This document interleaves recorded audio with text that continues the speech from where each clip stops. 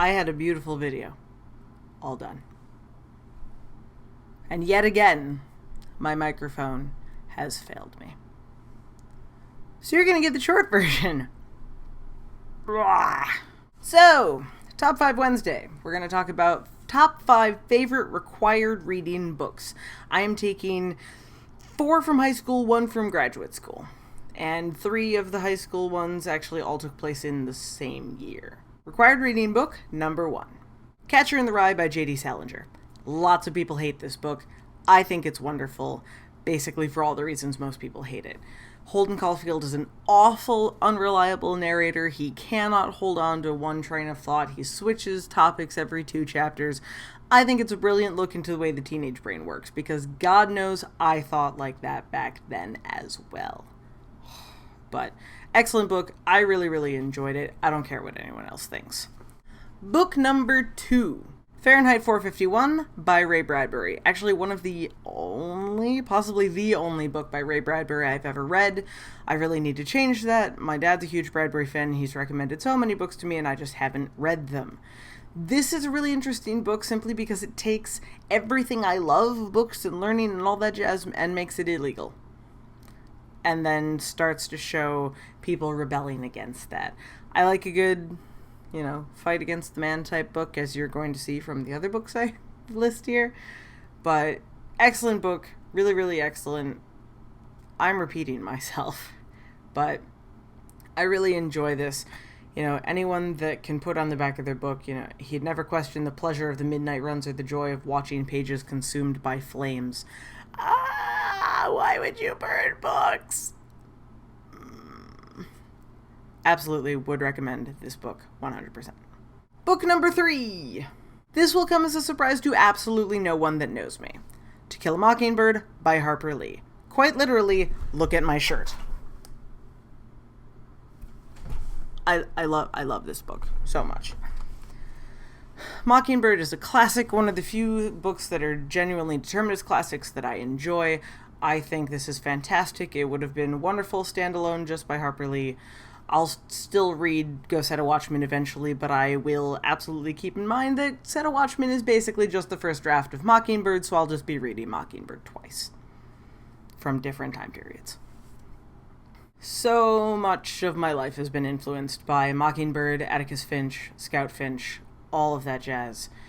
One of the most powerful moments in the whole book is brilliantly portrayed in the movie. I can't say enough good things about this book. If you haven't read it, I don't know what's wrong with you. Go pick it up right now. Seriously. All 3 of those books were read my junior year. The 4th book that year was The Great Gatsby, and in complete opposite to Mockingbird, I would need a whole separate video to talk about how much I hate The Great Gatsby. But that's on the list of, required reading books that you hated, and that's not what this one's about. So, required reading book number 4 is actually a book that I wasn't assigned, but the other senior class was assigned, and I decided that I wanted to read it anyway, and that is 1984 by George Orwell. Again, with the dystopias, this is actually described as a negative utopia on the back of the book, whatever that means.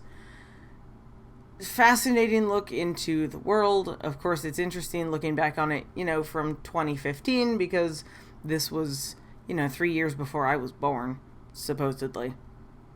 And seeing how the real world has started reflecting pieces of this, looking at how things going. The back of the book claims that, this imaginary world is completely convincing from the first sentence to the last 4 words. Anyone who's read the book knows what the last 4 words of the book are. I hate the ending of this book with a passion, but it's probably inevitable given the concept of the book. I still have problems with it. That's a topic for another video as well. Last book is a book I read in college in my graduate program, and finishing up my obsession with dystopias, this is The Handmaid's Tale by Margaret Atwood. This is really, really terrifying for anyone who is female-bodied, because the way they are treated in this book is horrifying. But it's a really, really interesting read. It's fascinating in looking at how people survive when their world is that stratified, as it were. I don't even know. There are so many words in this book. I commented in the first version of this video that there's a sentence in here that really sort of struck everything that I believe about this entire book. And I mean, the one sentence is, "I hunger to commit the act of touch," because that says everything you can possibly need. No woman in her right mind these days would seek to prevent a birth. I mean, this is the type of book this is, and it's the fact that you can be like put on trial and whatnot for gender treachery. I'm gender fluid. How do you commit that? But Handmaid's Tale, terrifying book, really good read. Absolutely would recommend it. I'm really glad that I believe this is one that I chose in grad school to read, and I'm really glad that I did. In any event, that's my super short version of this. I'm sorry you don't get the more interesting version, but my computer hates me, and ta-da! But did you do a video for this? Tell me what your top 5 required reading books are. Leave me a comment down below. Be sure to like the video if you did in fact like it. Subscribe for more interesting content.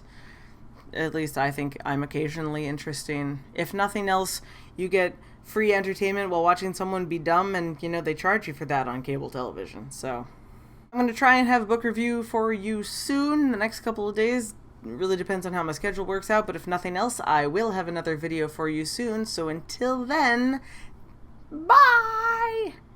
Know why I thought this book was not that dense. This is one of the books that really slowed me down. Because I thought it would go faster than it did, and it turns out there's a lot of stuff in here, and some of the portions go really, really slow.